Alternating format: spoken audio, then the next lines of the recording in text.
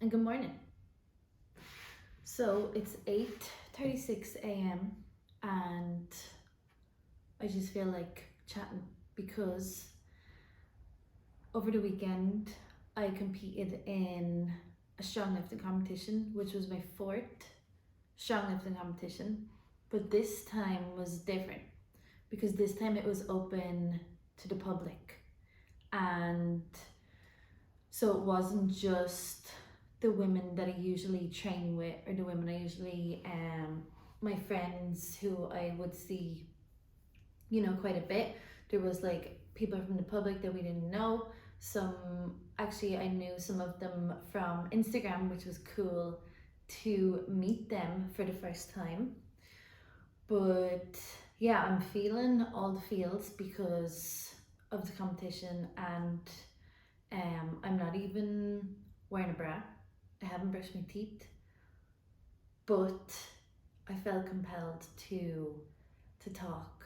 So I was like, fuck it, let's just press record and see what happens. So I've had my friends stay over, the whole weekend, which was really cool to have them here for the first time in LA, well, in my place. So this morning was like the first chance to actually sit down in quiet and reflect on how everything went, how I performed, how the competition went. And this time feels different because I'm not really focused on the numbers. I'm more like this, I'm looking at this as a bigger picture, like a bigger thing for everyone, not just for me. But like also was really good timing because I just finished this book, I Am Malala. And this book is about a girl, if you haven't heard of her, and she's from Pakistan and in a place called Swat Valley. And she is an activist for women's rights and for women's and men's education, because where she's from in Pakistan, girls were not allowed to go to school. Girls were not supposed to get education. And her father, I don't want to like go on about too much, but like I think this is my favorite book I've ever read. So I'm gonna give you a little summary. Her dad set up a school, okay, and like started letting girls come in to be educated, and then the Taliban came and took over their town and was threatening to beat and like kill girls who went to school because that's not allowed. That's against their beliefs and their religion. And she was like a spokesperson and she disagreed, which is like big over there. And she stood up for the girls to get education, and the Taliban heard about her, and like she was a target. And eventually in 2013 or 2012 or 2013, she was on a school bus home from school, going home, obviously going home from school from home, and was shot in the face by the Taliban. So since then she has moved to England. She lives in Birmingham, and she still, she won a Nobel Peace Prize. And like her bravery and how she just like didn't just like hide and shut up and be quiet and do what she was supposed to do, like just really motivated me and showed me like yeah, we should fucking stand up for what I believe in and our rights. But anyway, not to go on a tangent about that, but it was just like finishing this book last night and then being at the competition on Saturday was like the combo of the two just made me realize that this StrongLifting competition is like more than just women lifting in a room for a day. Like this is a movement. This is something bigger than just one day. It's like showing other women that you can be strong. Like in the world, there's parts of the world where you can't, where women are not supposed to be educated, can't read or write, can't show their skin, have to keep it covered, can't leave the house without being accompanied by a male, even if it's like a 12-year-old male. They can't leave. I don't know if it's changed. That's something I'm gonna actually look up. But in the book at the time when she was writing it and telling her story, women were not allowed to leave the house without a man. And here we are wearing minimal clothing. Well, I was in a little shorts and a sports bra because that's what I feel most comfortable in lifting. You know, doing upper body, doing chin-ups, bench pressing, deadlifts, lifting all this heavy weight, empowering each other, supporting each other.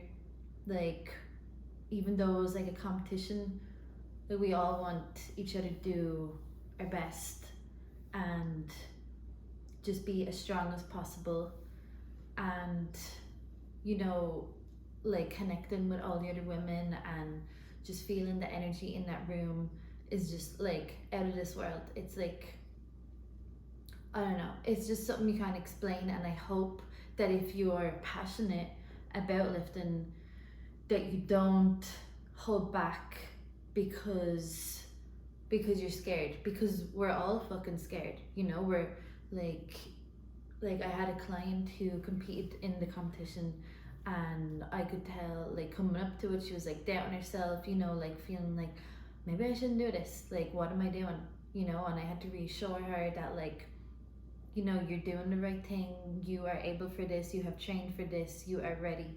And like, just because you're scared doesn't mean you shouldn't do it. Like, we can't let fear take over what we want to do.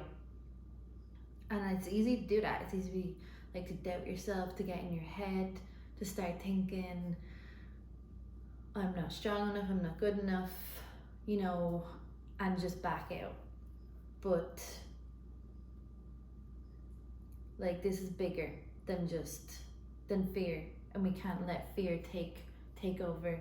So if you're someone who is like thinking about doing this, like the StrongLifting competition, I would highly recommend, like, there's no entry level weight. You don't have to be lifting a certain weight. You don't have to be a certain weight on the scale. You don't have to look a certain way. It doesn't matter how long you've been lifting. Like, it's you versus you at the end of the day. You know, like, are you not going to enter just because someone else can lift more than you? Because there's always going to be someone else who can lift more. You know, there's always going to be someone else who can lift less. But at the end of the day, if this is something that you want to do, you can't let the fact that other women, what they are doing, stop you from doing what you want to do, you know. So yeah, I feel just like really motivated for myself and for my clients, and I want to just help them get as strong as possible, help them just like go beyond what they think they can do, because we are all way stronger than we think and way braver than we think. We just have to go forward with what we want to do, even though we might be scared of doing it, you know. So that's my thoughts for this morning on all of that. The competition was amazing. This book is amazing. I would highly recommend reading that. Now I'm like, what's the next one I want to read? I think maybe Anne Frank. It's just like very inspiring hearing about these young girls, young women doing this courageous stuff and not letting fear hold them back, because they're so passionate and they believe that this is the way it should be, and not just hiding away, you know.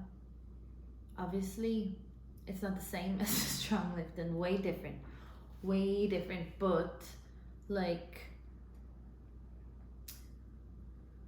yeah, this is a movement too, you know, the strong lifting competition, like, because there's still women out there who are afraid to train upper body, are afraid to do a chin up because they think like it's a man's exercise, you know, or we shouldn't be doing that.